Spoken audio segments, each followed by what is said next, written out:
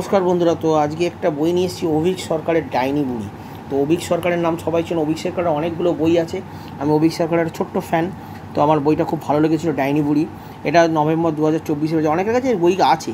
তো আমি বলবো দ্বীপ প্রকাশন থেকে বেরিয়েছে, এবং দ্বীপ প্রকাশনে একটা ভালো বই আসছে, নীরেন ভাদুরী সমগ্র 3 নম্বর।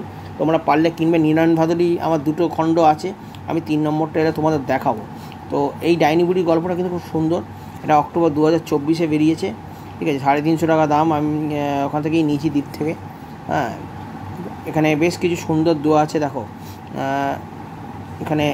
হ্যাঁ, তো তোমরা পারলে এটা করবে। এখানে 2-3 বেশ কিছু গল্প আছে। গৌরী, ডাইনি বুড়ি, দেওয়ানগঞ্জের রাস্তারা, দ্রোলমার খড়, ঠিক আছে। যাই হোক, প্রথম গল্প দিয়েছে গৌরী দিয়ে স্টার্ট করেছে। এটা আমি দেখো এবারে কিনে নিয়েছি। ডাইনি বুড়ি গল্পটা আমি মোটামুটি খারাপ লাগেনি, ঠিক আছে। তোমরা বলতে পারো। এখানে বইয়ের সম্বন্ধে কিছুটা এখানে একটা হিন্টস দিয়েছে। মনুষ্যত্বের পথচলা হলো অন্ধকার থেকে আলোর দিকে যাত্রা, মৃত্যু হতে অমৃত্যের দিকে যাত্রা, ভ্রান্তি থেকে সত্যের দিকে যাত্রা।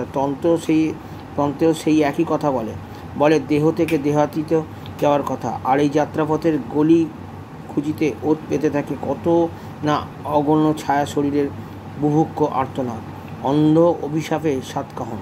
আর সেই অন্ধকারের ছায়ার মাধ্যমে কেউ কেউ আসেন আলোর মাভৈ তন্ত্র নিয়ে, মন্ত্রকণ্ঠে বলেন, জেনে রাখো অমৃতের সন্তান, এই পৃথিবীর সমস্ত পূজা আরাধনা মন্ত্রপটের থেকে মহত্ব, স্নেহ, দয়া, করুণা, মৈত্রী।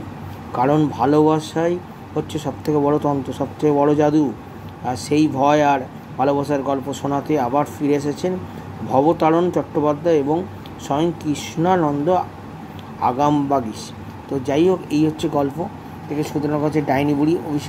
তো বইটা তোমরা সংগ্রহ করতে পারো, খুব সুন্দর বই ডাইনি বুড়ি। যারা অভিক সরকারকে ভালোবাসো, তো আমি আনবো এই গল্পটা। আমি প্রত্যেকটা গল্পই ধীরে ধীরে আস্তে শোনাবো।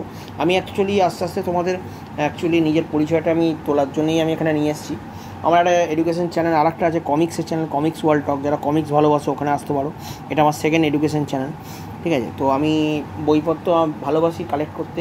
তো আমি এগুলো শোনাবো, কিন্তু আমার মোবাইলেতে সেরকম সাউন্ড হয় না, যার ফলে তোমাদেরকে বলে বোঝানো যাবে। সেই জন্য আমি গল্পটা একটু নতুন করে এনে তোমাদেরকে আস্তে আস্তে শোনাবো।